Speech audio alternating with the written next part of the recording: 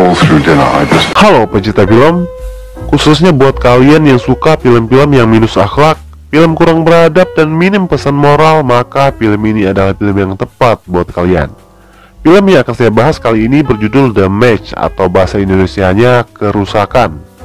Rilis pada tahun 1992. Film ini bertema perselingkuhan. Lebih tepatnya lagi perselingkuhan seorang menteri dengan pacar anaknya sendiri. Biar agak terdengar lebih ke Jepang-Jepangan, kita ganti saja menjadi perselingkuhan calon bapak mertua dengan calon menantunya. Gimana?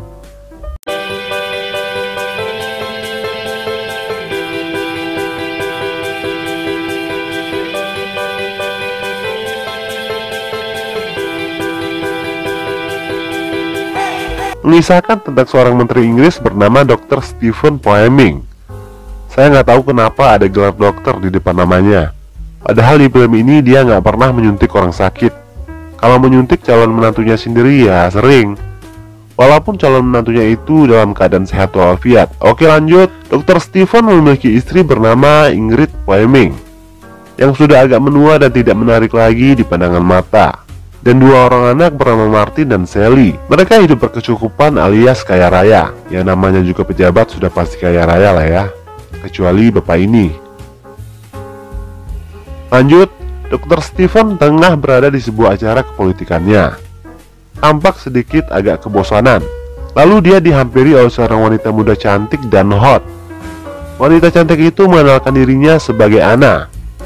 Anna bilang kalau dia sudah kenal dengan Dr. Stephen karena kebetulan dia adalah pacar anaknya yaitu Martin. Dari pertemuan pertama dan singkat ini, keduanya tampak saling terkesima.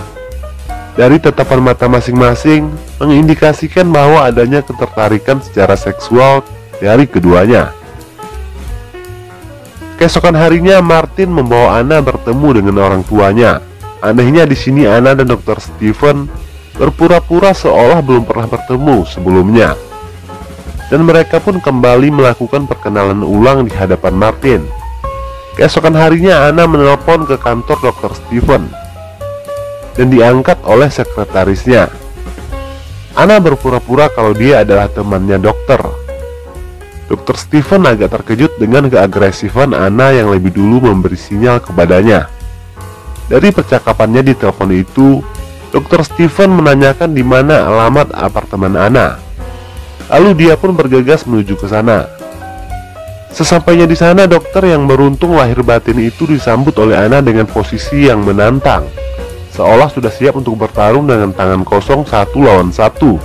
Tanpa babibu atau memberi kata sambutan terlebih dahulu, dokter langsung menyahut tantangan pacar anaknya itu dengan tangan terbuka.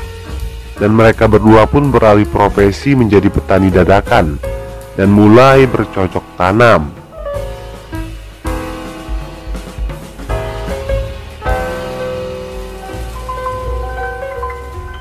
Scene lalu berganti pada keesokan harinya. Tanpa angin, tanpa tsunami, tiba-tiba Martin datang menemui sang ayah di tempat kerjanya. Di sini dari mukanya kelihatan kalau Dr. Stephen agak kaget. Pikirannya mulai suuzon, menduga-duga kalau kedatangan mendadak Martin itu berhubungan dengan aksi mantap-mantapnya bersama Anna. Gak taunya kedatangan Martin ke sana cuma untuk memberitahu ayahnya akan pekerjaan barunya sebagai editor penulis publik politik. Muka tegang Dr. Martin seketika berubah menjadi ceria. Senang bukan karena pekerjaan baru si Martin, melainkan kalau Martin belum tahu akan rahasia mantap-mantapnya dengan Anna kemarin malam. Berarti masih aman, masih bisa lanjut bercocok tanam ronde kedua. Malam berikutnya mereka dinner di sebuah restoran mewah untuk merayakan pekerjaan baru Martin. Di sini juga ada kakek Martin yang ikut bergabung. Di sini Dr. Stephen sama Anna tampak biasa-biasa saja, tanpa ada sedikit pun rasa canggung di antara mereka, seolah tidak pernah terjadi apa-apa. Padahal mereka sudah pernah saling bertukar cairan kental. Melihat Anna yang tengah asik bercerita, pandangan Dr. Stephen seakan tidak bisa lepas darinya. Selesai makan malam, Martin langsung mengantar Anna pulang ke apartemennya. Tanpa dia sadari, ayahnya mengikuti mereka dari belakang. Tak lama setelah anaknya itu pergi, si dokter langsung masuk ke rumah Anna.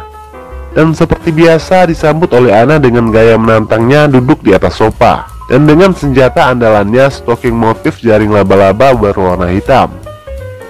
Mereka pun kembali bercocok tanam tahap kedua.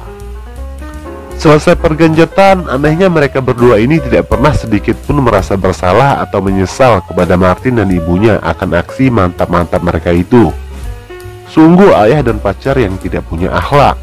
Malahan dokter mengajak Anna untuk ikut bersamanya ke Brussels untuk urusan politiknya. Tapi Anna bilang kalau dia akan menghabiskan weekend bersama dengan Martin ke Paris. Anna meminta ke Dr. Stephen untuk tetap membiarkan hubungan pertanian mereka dilakukan secara rahasia saja. Tidak perlu merubah apapun, tetaplah seperti ini. Setelah kunjungan politiknya ke Brussels selesai, Dr. Stephen bukannya langsung pulang bertemu istri dan anaknya. Dia malah menyusul Anna ke Paris. Sesampainya di hotel, dia langsung menelpon Anna yang sedang tidur bersama Martin.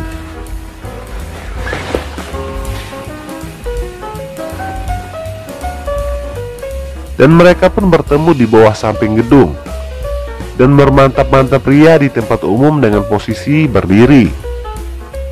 Setelah memberi jatah kepada Dr. Stephen, Anna kembali lagi ke kamar hotel untuk bertemu Martin.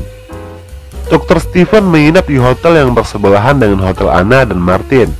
Dia cemburu dan menangis melihat Anna dan Martin melalui jendela sedang berkasih sayang. Singkat cerita, di depan Anna, dokter mengatakan kalau dia akan meninggalkan istrinya dan menikahi Anna. Namun Anna jelas menolak dan mengatakan kalau itu adalah ide yang sangat buruk dan akan melukai banyak pihak. Kau akan kehilangan istrimu dan Martin akan membencimu, ucap Anna. Dr. Stephen bilang kalau dia tidak peduli akan hal itu. Aku ingin memilikimu seutuhnya, sesegera mungkin. Anna menjawab, aku kan memang sudah milikmu. Jadi kau tidak perlu khawatir. Hubungan pertanian mereka terus berjalan secara rahasia. Mereka akan bercocok tanam setiap ada kesempatan untuk bertemu. Singkat cerita, Anna dan Martin sekeluarga berlibur ke tempat kakeknya. Di sana Stephen semakin terbakar api cemburu melihat kedekatan Anna dan Martin.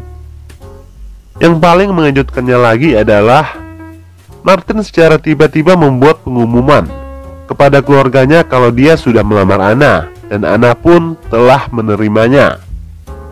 Di suatu kesempatan, Stephen mengatakan kepada Martin, "Apa kau yakin dengan keputusanmu menikahi Anna?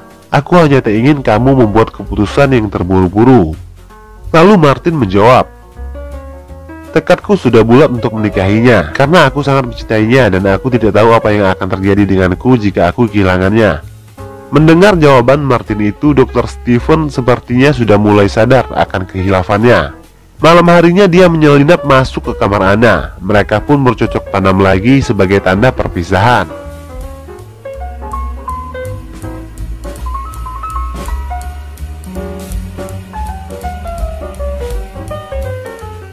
Tidak ingin menghancurkan kebahagiaan anaknya, Dr. Stephen pun memutuskan hubungannya dengan Anna. Walaupun dengan rasa keterpaksaan karena dirinya masih sangat mencintai Anna. Akhirnya kakek Sugiono Persi Hollywood ini insaf dan sadar akan cinta terlarangnya kepada Anna. Tapi setelah putus dengan Anna, Dr. Stephen justru menjadi galau.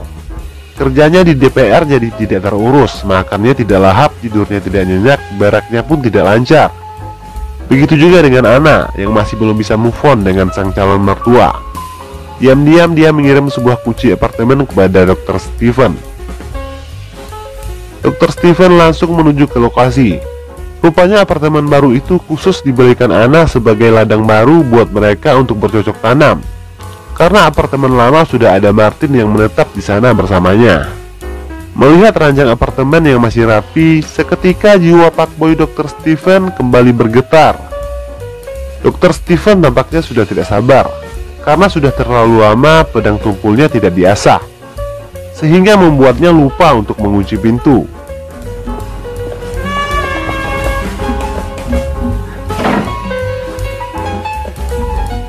Tiba-tiba Martin datang dan samar-samar mendengar kata-kata "oh no, oh yes, oh my god" dari dalam kamar apartemen. Dia pun penasaran dan bisa ditebak lah ya apa yang terjadi selanjutnya.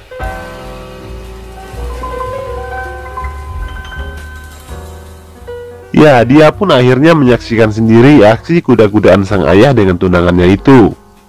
jelas membuat Martin shock dan tanpa sengaja membuatnya terjatuh dari tangga hingga tewas seketika. Dr. Stephen dalam keadaan menyesal dan menangis memeluk tubuh anaknya itu yang sudah tidak bernyawa lagi. Tak lama kemudian ambulan dan polisi pun datang ke tempat kejadian.